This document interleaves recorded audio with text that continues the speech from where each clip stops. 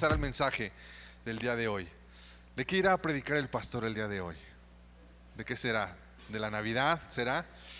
Pues sí, voy a predicar sobre un evento extraordinario y creo que ya todos más o menos sabemos a qué evento nos referimos, me refiero, un evento extraordinario. ¿Cuál evento extraordinario?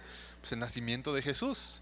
Algunas ideas que tengo aquí sobre por qué es importante que la iglesia conozca bien la doctrina del nacimiento de Jesús. ¿Sí? ¿Por qué es importante que atendamos a este evento extraordinario con un entendimiento correcto, con una comprensión bíblica y correcta de lo que es el nacimiento de Jesús?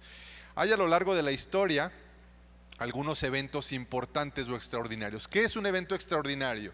Un evento extraordinario es que se sale de lo ordinario. Un evento que es extraordinario es un evento que rompe la rutina, que se sale de lo esperado, que se sale de lo normal. A veces positivamente, a veces negativamente. Todos tenemos un ritmo de vida, una rutina, esperamos que pasen los días de cierta forma y puede llegar un evento que cambia el rumbo, que cambia la historia. Y repito, a veces positivamente, a veces negativamente, como por ejemplo hablando de las cuestiones negativas, los famosos bombardeos en Hiroshima y Nagasaki, ¿verdad? Un día común y corriente, un día ordinario. Caen estas bombas nucleares causando un daño terrible, ¿verdad? Y marcando la historia muy puntualmente para esas naciones. El alunizaje del Apolo 11, cuando llegó esta nave espacial a la Luna, también marca el evento, ¿verdad? De un país llegando a la Luna, porque Estados Unidos competía con los rusos a ver quién llegaba primero, y es de donde surgen las teorías de si fue verdad que llegaron o no, o únicamente montaron una especie de set de televisión, de cine, para inventar que habían llegado porque los rusos ya andaban más cerquita y no se querían quedar atrás los gringos, ¿verdad? Y marcó todo este evento varias cosas en la vida del país. La caída del muro de Berlín también fue un evento que marcó muy fuertemente esa nación, familias divididas por décadas. Al ver caer ese muro, ¿verdad? Anunciaban la reconciliación y la paz otra vez para ese país. Más recientemente la guerra entre Ucrania y Rusia también son eventos que han marcado bastante. El conflicto que ocurrió con el ataque de un fuerte grupo armado de Hamas contra Israel, que irrumpieron de repente en la ciudad de Israel y mataron a algunas familias, un evento extraordinario que rompe la rutina y lo ordinario. También en la vida hay algunos eventos extraordinarios, como el nacimiento, la entrada a la escuela, el tiempo de la adultez, el formar un hogar y dejar nuestra casa para formar nuestra propia familia. Son eventos que marcan muy puntualmente la vida de las personas. Cada uno de estos eventos en el mundo o en la vida personal marcan y determinan el rumbo para bien o para mal. El nacimiento de Jesús fue un evento extraordinario y sumamente importante.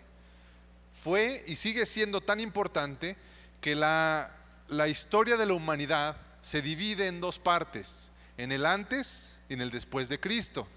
El nacimiento de Jesús fue tan importante y marcó tan fuertemente el rumbo de la historia que la historia de la humanidad se divide en dos partes, el antes y el después de Cristo.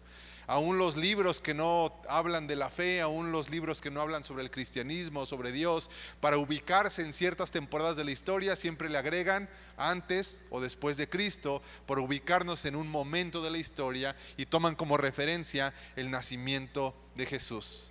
Pero hay un peligro en que este evento, que es el nacimiento de Jesús, sea tan famoso y a la vez tan mal interpretado. Hay un peligro en que la historia del nacimiento de Jesús sea tan famosa.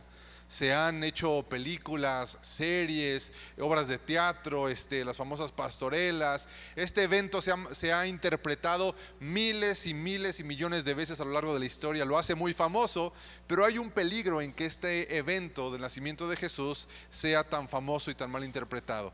Es que la mayoría de la gente, y aún algunos cristianos, comienzan a verlo como una especie de cuento o historia inventada para sostener alguna especie de religión. Que esta historia sea tan famosa del nacimiento de Jesús y que existan tantas interpretaciones de esta historia, mucha gente puede llegar a creer que se trata de un cuento, de un cuento de Navidad, de una película navideña, de una historia que se inventó para una época del año, y empezamos a restarle la importancia, el valor que este evento tiene en nuestra vida, en la vida del mundo entero, pero en nuestra fe como cristianos. Hemos visto tantas veces esta historia que yo creo que ni siquiera te has dado cuenta de que muchas interpretaciones que se hacen del nacimiento de Jesús en películas o en series ni siquiera están en la Biblia. Yo creo que conoces más la historia del nacimiento de Jesús de películas y series que de la Biblia misma. Quizás hasta personajes que tú conoces de la historia del nacimiento de Jesús, tú los das por hecho que existen y en la Biblia ni siquiera aparecen, como los famosos 3 reyes magos, que ni 3, ni reyes, ni magos, ¿verdad? Y ni aparecen en la Biblia, pero como lo hemos visto en tantas películas y lo hemos visto en tantas series, ¿verdad? Tenemos una idea muy romántica y medio extraña en el nacimiento de Jesús, que no nos damos cuenta que eso afecta nuestra doctrina como cristiano, nuestro fundamento de la fe. Yo hoy quiero hablarte de tres aspectos sobre el nacimiento de Jesús que tenemos que entender que son importantes. Vamos a leer la Biblia, oramos y desarrollamos este tema, ¿te parece? Lucas capítulo 2. Ahora, ¿por qué elegí el evangelio de Lucas y no el de Mateo y no el de otro evangelista? ¿Por qué el de Lucas? Porque Lucas tiene muchos detalles muy puntuales sobre el nacimiento de Jesús. Lucas era un profesionista. ¿Alguien sabe a qué se dedicaba Lucas? Era médico. Lucas era doctor, ¿verdad? Lucas era un hombre estudiado y letrado, y por eso escojo este pasaje. ¿Cómo Lucas lo registra? Porque tiene muchos detalles que al médico Lucas no se le pasaron y que son muy puntuales y muy interesantes de leer. Lucas capítulo 2, verso 1 en adelante, dice así la escritura. En esos días, fíjate bien cómo comienza el relato, en esos días Augusto, el emperador de Roma, decretó que se hiciera un censo en todo el imperio romano. Este fue el primer censo que se hizo cuando Cirenio era gobernador de Siria. Todos regresaron a los pueblos de sus antepasados a fin de inscribirse para el censo. Como José era descendiente del rey David, tuvo que ir a Belén de Judea, al antiguo hogar de David. Viajó hacia allí desde la aldea de Nazaret de Galilea. Llevó consigo a María, su prometida, quien estaba embarazada. Mientras estaba allí, llegó el momento para que naciera el bebé. María dio a luz a su primer hijo varón, lo envolvió en tiras de tela y lo acostó en un pesebre, porque no había alojamiento disponible para ellos. Esa noche había unos pastores en los campos cercanos que estaban cuidando sus rebaños de ovejas. De repente apareció entre ellos un ángel del Señor y el resplandor de la gloria del Señor los rodeó. Los pastores estaban aterrados, pero el ángel los tranquilizó. No tengan miedo, dijo, les traigo buenas noticias que darán gran alegría a toda la gente. Ahí la palabra buenas noticias en el original es evangelión. Les traigo el evangelio, ¿verdad? Las buenas nuevas o buenas noticias que darán gran alegría a toda la gente. El Salvador, sí, el Mesías, el Señor, ha nacido hoy en Belén, la ciudad de David, y lo reconocerán por la siguiente señal.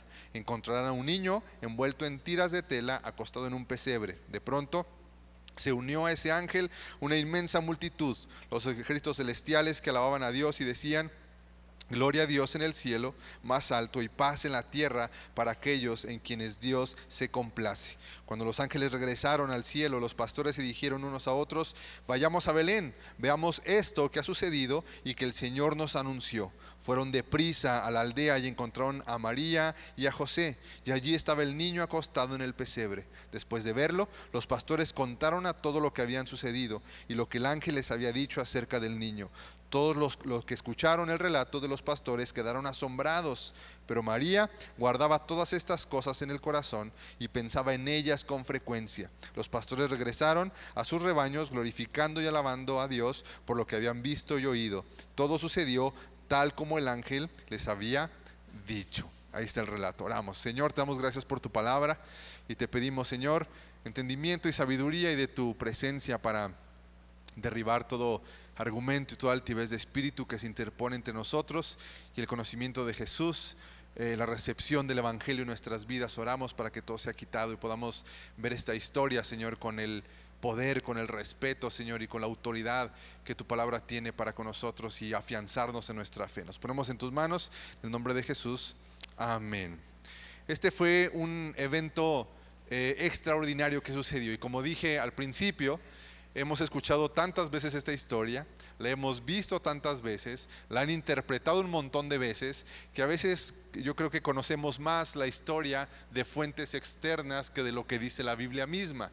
Nos conformamos con lo que hemos visto en películas, series de televisión o lo que la tradición nos ha contado a través de los años, pero no nos tomamos el tiempo de ver la historia, de saber los detalles que tiene y por qué Dios inspiró a los apóstoles para que dejaran estos detalles tan puntuales, por ejemplo, en el Evangelio de Lucas. Lo primero que te quiero compartir sobre esta historia es que este fue un acontecimiento histórico y no mitológico. Es el primer punto que quiero compartirte. Este fue un acontecimiento histórico y no mitológico. Esto no es una especie de cuento, no es una especie de historia navideña, ¿verdad? Porque parece que todo el año no tomamos en cuenta esta porción de la Escritura, pero en diciembre nada más como que vamos a esta parte de la Biblia, pero no es parte de toda la historia bíblica, es parte del Evangelio mismo, el nacimiento de Jesús, pero no es un mito, no es un cuento, este es un acontecimiento histórico.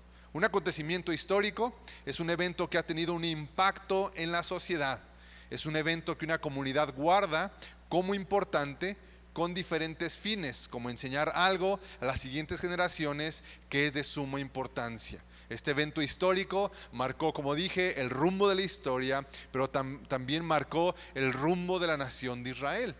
Los judíos al día de hoy siguen esperando un Mesías que llegue y les salve, ¿verdad? Pero a partir del nacimiento de Jesús comenzó el plan de Dios que se fue gestando desde Génesis, ha revelado a través de todos los profetas, y en Jesús ocurre el acontecimiento más maravilloso que cientos y cientos de generaciones estuvieron esperando.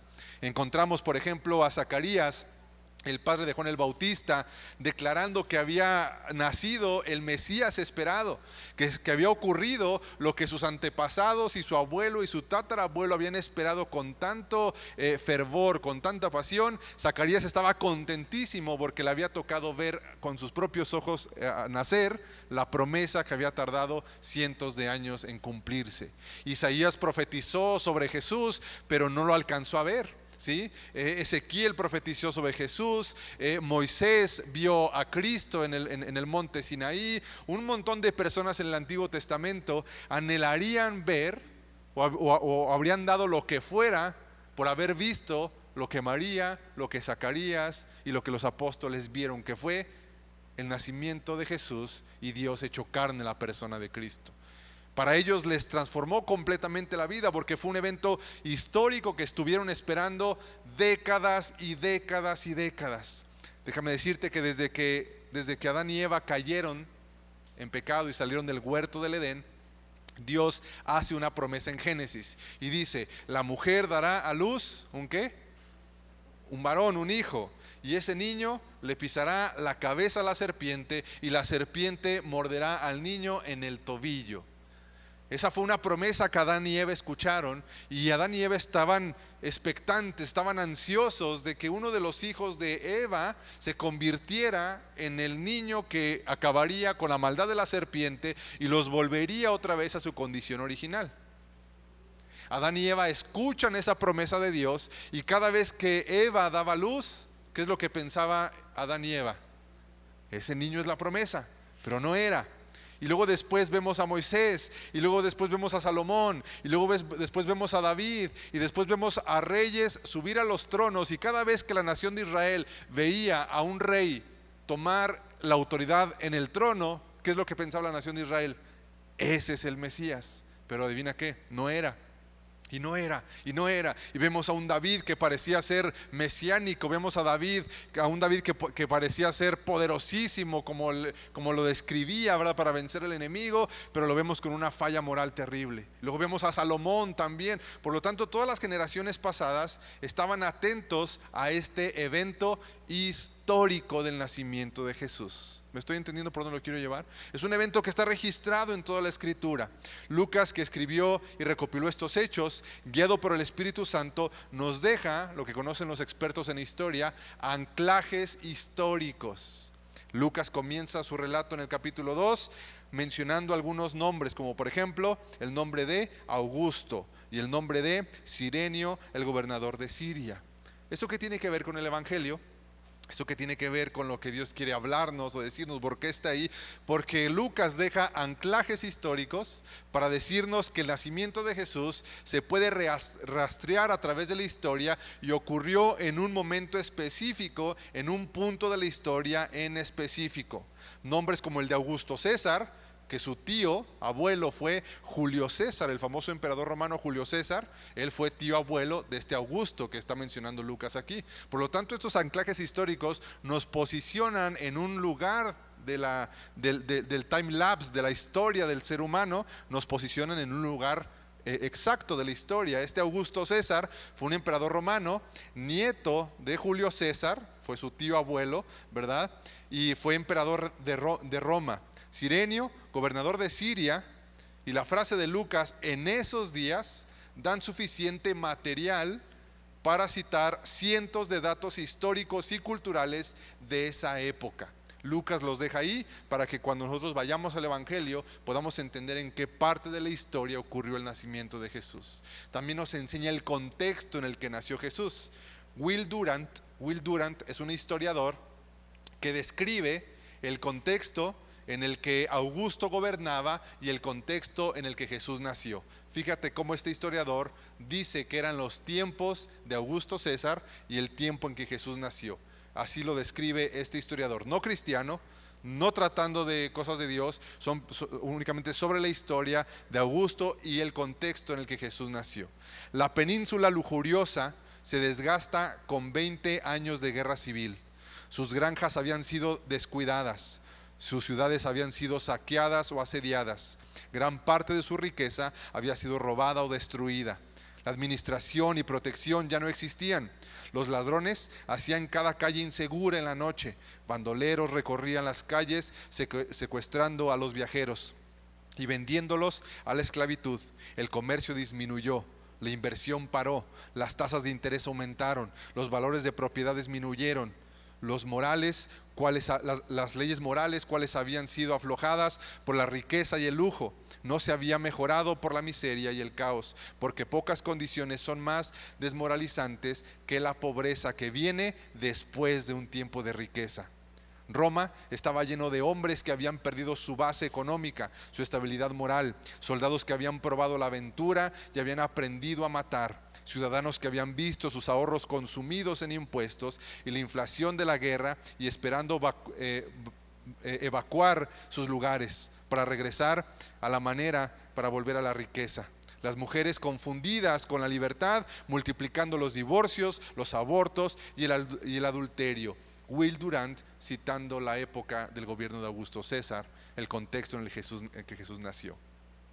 Qué interesante es que al ver este tipo de cosas como historia, el nacimiento de Jesús no parece historia tan romántica como lo hemos visto. La luz del mundo, el Salvador, llamado Jesucristo, nació en un contexto como lo acaba de describir el historiador: hambres, guerras, impuestos, asaltos, divorcios, abortos, soldados, alcoholismo, emperadores romanos locos matando a su propia familia, enfermos de poder. Era un contexto terrible en el que Jesús estaba naciendo. El Salvador del mundo nació en medio de un tiempo donde la gente buscaba un Salvador, un hombre que trajera paz y justicia. Nada muy diferente a lo que nosotros esperamos al día de hoy. ¿Escuchaste lo que leí? Hablé sobre impuestos, sobre dinero que no rinde, sobre ladrones y bandoleros que roban, que secuestran, sobre gobernantes que no hacen su trabajo. Parece que estoy describiendo el 2024 del país de México, y así necesitamos al Salvador. La gente tiene necesidad del Mesías, la gente tiene necesidad del Salvador Jesucristo en sus vidas. Desafortunadamente, la ceguera espiritual hace que la gente busque en gobernantes, en movimientos políticos, en colores de banderas de partidos, en otras cosas. La gente está buscando la salvación y la justicia para su vida, pero no hay otra respuesta más que el gobierno de Jesús se establezca eternamente sobre esta tierra. No fue tan romántica la llegada del Mesías al mundo, más bien fue poderosa y sublime a la vez, también resplandeciente como luz en medio de la noche, en un mundo demasiado real, tan real como el que vemos hoy en noticieros y redes sociales de noticias.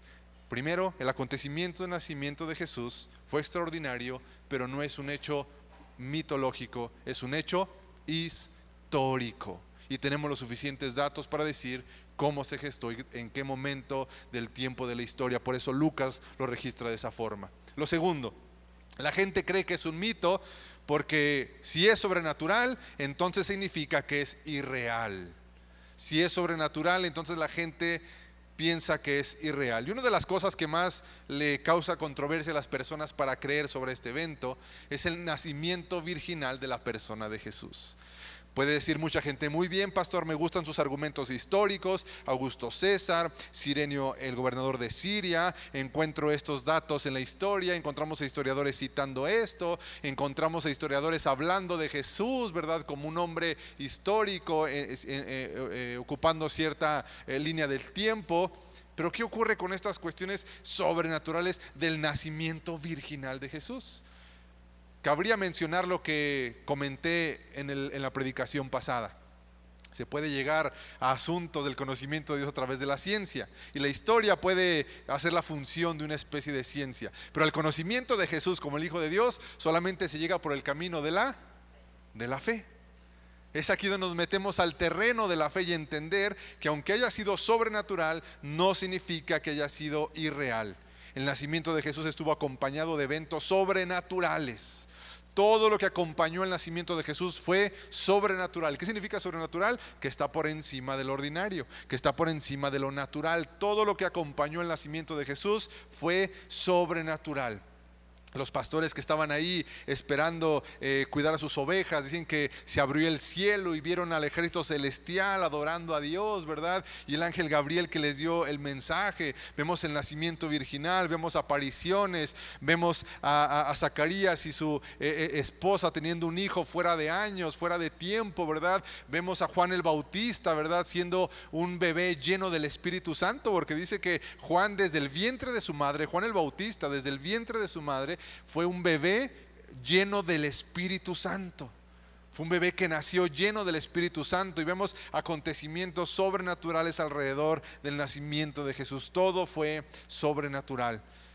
Pero me quiero concentrar en este pequeño dato, pero también poderoso, que es el nacimiento virginal. Este acontecimiento demuestra tres cosas. El acontecimiento del nacimiento virginal de Jesús demuestra tres cosas. Primero, demuestra que la salvación de los seres humanos no puede concebirse por fuerza humana, ni ocupa que ninguna persona provea para su propia salvación. Si Dios dijo que solamente Él puede proveer la salvación, entonces el Mesías tenía que llegar de una forma sobrenatural, donde no hubiera ningún tipo de esfuerzo humano ni colaboración humana para decir: yo he provisto la salvación, solamente Dios, y nadie ha intervenido en la gestación del Mesías. Lo primero que demuestra es que la salvación solo puede venir de Dios, es decir, sin intervención humana. Lucas 1:35 dice: el ángel le contestó, el Espíritu Santo vendrá sobre ti y el poder del Altísimo te cubrirá con su sombra. Por lo tanto, el bebé que nacerá será santo y será llamado Hijo de Dios. Podemos utilizar un poquito la imaginación, y la verdad es que es bueno hacerle algunas preguntas a la Biblia y unas preguntas a Dios, ¿verdad? Decir: Señor, ¿cómo ocurrió esto?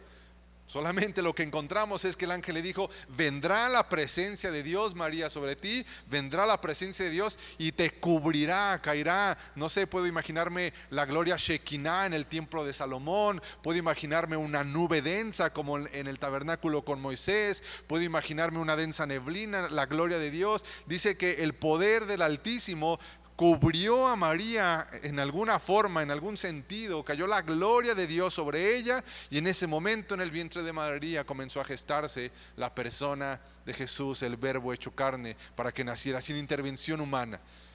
Sin intervención humana. Por lo tanto, el nacimiento virginal de Jesús demuestra que únicamente de Dios puede provenir la salvación, que ningún hombre o mujer, ningún ser humano puede intervenir en proveer salvación, solamente Dios. Lo segundo, yo me he preguntado algunas veces: ¿no pudo haber nacido Jesús de otra forma? Pues no sé, que nomás apareciera, ¿verdad? Y de repente de entre la colina llegó un hombre, ¿verdad?, de ya de madura edad, y apareció entre las multitudes y les comenzó a hablar. ¿Alguien ha visto la serie del Mesías en Netflix? ¿No la ha visto? ¿No? Está media curiosa, es muy, muy interesante, ¿verdad? Habla sobre un famoso Mesías que llega en Medio Oriente, pero no se ve cuando nace, no se ve cuando crece. Es un hombre que llega de repente, llega caminando de entre el desierto y empieza a causar ahí estragos y a hacer obras sobrenaturales, ¿verdad? Es una serie que ha causado mucha controversia, media extraña, ¿verdad? Pero este hombre nomás llegó. Y yo pregunto, bueno, ¿por qué Jesús no solamente llegó así? Hubiera aparecido nomás de la nada, y apareció Jesús de entre el desierto, ¿verdad? Así como Juan el Bautista, no se sabe de dónde vino, no se sabe quién lo gestó, de su nacionalidad ni nada, solamente apareció. No, a Jesús le plació, a Dios le plació, y Dios en su sabiduría dijo que la forma más correcta de que el Mesías naciera fuera a través del vientre de una virgen, y que naciera como cualquiera de nosotros nació. ¿Por qué? El nacimiento de Jesús, en la forma en que todo ser humano nace, a excepción de la concepción, fue la manera más evidente de que se unió en Cristo lo divino y lo humano. En el pequeño vientre de María nació Jesús en una forma sobrenatural, pero también empezó a crecer como cualquiera de nosotros crecemos. Es decir, el nacimiento virginal de Jesús y en el vientre de María anuncia que se unieron perfectamente ambas naturalezas de Cristo, lo divino y lo humano, 100% humano y 100% Dios, limitado en su humanidad, esperándose los 9 meses, esperándose los 3 años a ser destetado, esperándose los 10 años a poder ser más independiente. Sus limitaciones humanas lo unieron tan profundamente a nosotros como humanos. ¿Para qué? Para poder representarnos perfectamente en la cruz. Pero también la gestación sobrenatural le unió 100% lo divino a Cristo, para que el sacrificio de Jesús en la cruz no fuera únicamente la de un hombre, sino del hombre más perfecto y santo que ha existido, que es Dios mismo hecho carne. Por eso el segundo punto es que tuvo que haber nacido lo divino, lo humano en el vientre, y nacido como un pequeño bebé. El nacimiento virginal hizo que Jesús fuera completamente humano, pero sin la herencia del pecado. Era necesario que naciera de forma virginal para que no heredara el pecado. Esto significa que la descendencia de Adán eso significa que la descendencia de Adán quedó interrumpida en el nacimiento de Jesús. Todos los seres humanos, por herencia de Adán, nacemos y traemos en nuestro ADN espiritual la tendencia a hacer lo malo por herencia de Adán. Y el nacimiento virginal de Jesús, sin la intervención de un hombre, únicamente ocupando el vientre de María, significa que quedó interrumpida la herencia de la caída en la persona de Jesús, porque el ángel dijo: este niño será santo y será llamado Hijo de Dios. Él no nació con el famoso pecado original, que no hay tiempo de explicarlo perfectamente, pero no nació con esta tendencia a hacer lo malo. Se interrumpe la genealogía de Adán de hacer lo malo a través del nacimiento virginal de Jesús. Gálatas 4:4 dice: sin embargo, cuando se cumplió el tiempo establecido, Dios envió a su Hijo, nacido de una mujer y sujeto a la ley humana, dice Pablo en Gálatas, para que pudiera representarnos perfectamente en la cruz. Pero también su santidad sería mayor, porque el nacimiento virginal interrumpió la herencia de la caída de Adán, que todos los seres humanos compartimos. En Jesús fue interrumpida. ¿Alguien está aprendiendo algo nuevo el día de hoy sobre el nacimiento de Jesús? ¿Por qué suceden este tipo de cosas, verdad? ¿Por qué sucede eso? El acto de la concepción y la sexualidad ha quedado tan denigrado hoy en día, que una verdad tan divina y tan santa como lo es el nacimiento virginal de Jesús causa conflicto en las mentes de las personas que se mantienen en oscuridad. El nacimiento virginal de Jesús es una verdad divina, es un evento tan santo que nuestra mente corrompida y en oscuridad le cuesta llegar a entender. Porque si algo se ha visto afectado en la vida de los seres humanos, es la sexualidad y la vida en el vientre de una mujer. No se diga ahorita con los abortos, con todas las cuestiones que hay sobre el aborto, la cuestión de la sexualidad. Si algo el enemigo ha atacado en la vida de las personas, es la cuestión de la sexualidad. La sexualidad es un regalo de Dios. Jesús mismo nació en el vientre de una mujer, utilizando algo tan natural y tan del mundo, por así decirlo. Pero cuando nosotros escuchamos Jesús, el Salvador del mundo, nació a través de una virgen en su vientre, nuestra idea de sexualidad, nuestra idea de matrimonio, nuestra idea de la vida de un ser humano en el vientre está tan corrompida y es tan torcida, que un evento tan divino y tan santo como el nacimiento de Jesús en el vientre de una virgen nos cuesta traerlo a nuestra realidad. Pero si no lo entiendo, lo más posible es que yo esté equivocado, porque cuando yo no entiendo algo de la Biblia, lo más posible es que esté yo equivocado y la Biblia tenga razón, y que mi mente no es capaz de ver todo lo que me está tratando de decir la Escritura. El nacimiento de Juan el Bautista fue sobrenatural, el anunciamiento celestial de los pastores fue sobrenatural, la sabiduría y el favor de Dios que acompañaron a Jesús de su niñez fue sobrenatural. De lo contrario, no estaríamos hablando de más que un acontecimiento orquestado por hombres difícil de sostener. Para que haya sido el Mesías, Salvador del mundo, tuvo que haber estado rodeado de eventos sobrenaturales, y sobrenatural significa que difícilmente vamos a poder entenderlos a la perfección con nuestra mente limitada. Es ahí donde entramos al terreno de la fe y creemos en que Jesús es el Mesías y la forma en que nació. Amén. El nacimiento de Jesús solo es el inicio del camino hasta la cruz.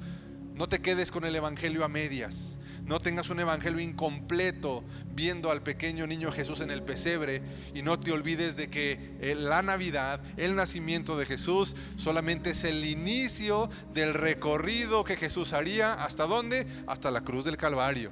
El evangelio completo. Jesús no se quedó como un niño, Jesús no se quedó como un pequeño bebé. Jesús, dice la Biblia, creció en sabiduría y en favor para con Dios y para con los hombres, y alcanzó la edad madura y se convirtió en un hombre. Y el nacimiento de Jesús, que hoy recordamos en estas fechas, no solamente nos quedamos en ese evento que es el evangelio incompleto, sino que fue el inicio del recorrido hacia la culminación de la profecía del Mesías, hasta entregar su vida en la cruz del Calvario. Aprendamos a celebrar el evangelio completo.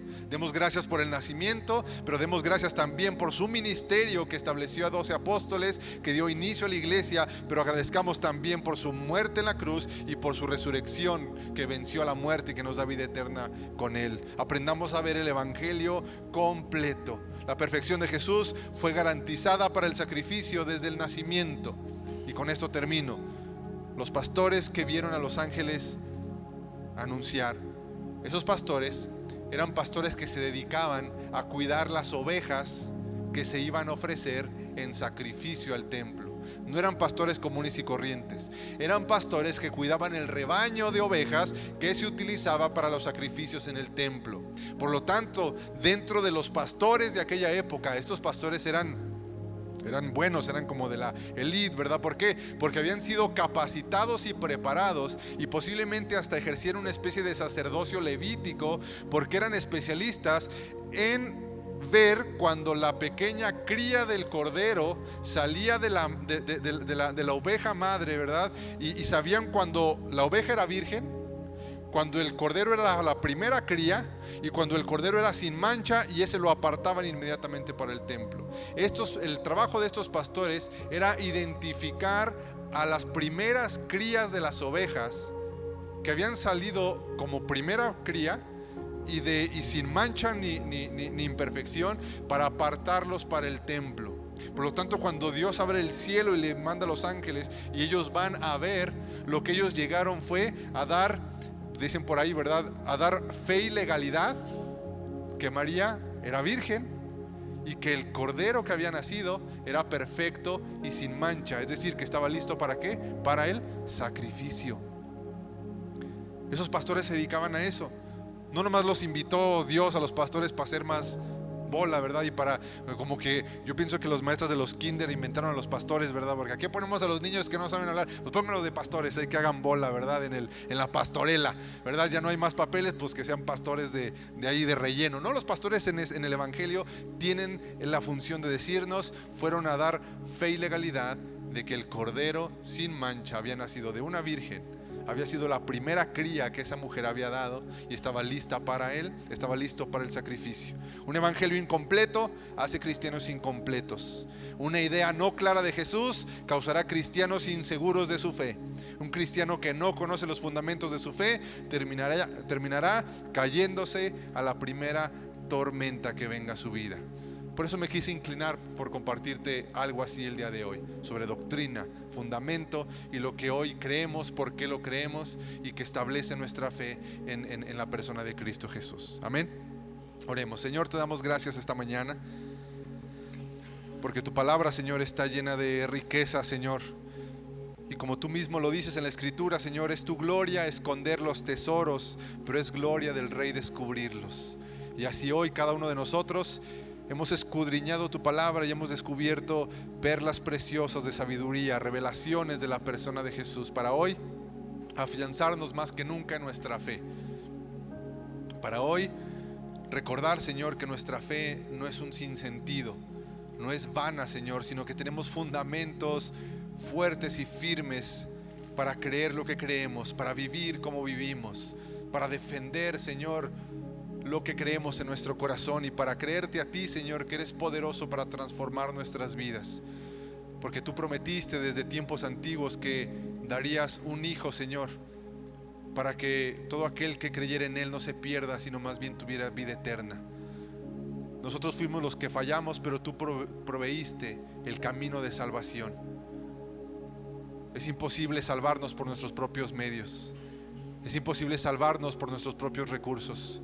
Tú proveíste el camino, tú proveíste el cordero, tú diste los medios, Señor. La salvación viene de Dios y por la gracia de Dios es que hemos sido salvados y por la gracia de Dios es que no hemos sido consumidos en su ira, porque Jesús sigue reteniendo la ira de Dios, esperando a que nadie se pierda, sino más que todos crean y procedan al arrepentimiento y la salvación.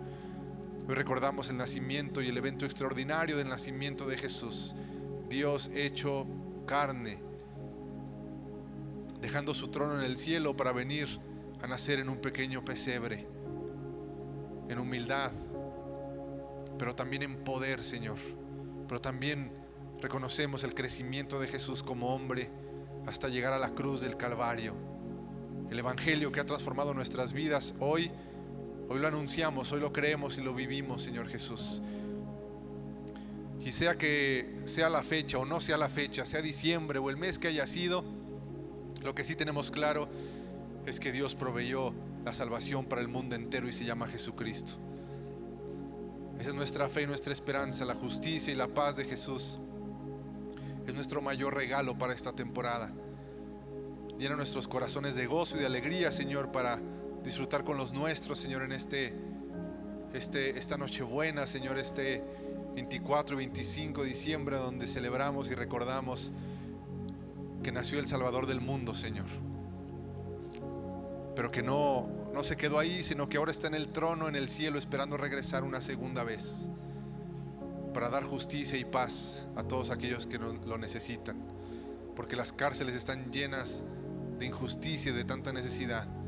Porque los hospitales, Señor, están llenos de gente que tiene mucha necesidad. Porque las calles claman, Señor, por la justicia, Señor, la intervención de un gobernante imparcial y justo. Porque la tierra gime, como dice la Escritura, con dolores, porque está esperando la redención de los hijos de Dios y el establecimiento del gobierno de Jesús. Necesitamos tu paz y tu justicia en nuestros corazones. Pero también quiero orar, Señor, en el nombre de Jesús, para que como iglesia nos podamos hacer responsables del mensaje que tenemos en nuestras manos. El mensaje de salvación, el mensaje de vida eterna, el mensaje de redención, Señor, que podamos compartir con poder, con autoridad, que podamos compartir con pasión este mensaje, Señor, que es el mensaje que transformará el mundo entero, Señor Jesús. Gracias, Jesús. Nos ponemos de pie, por favor.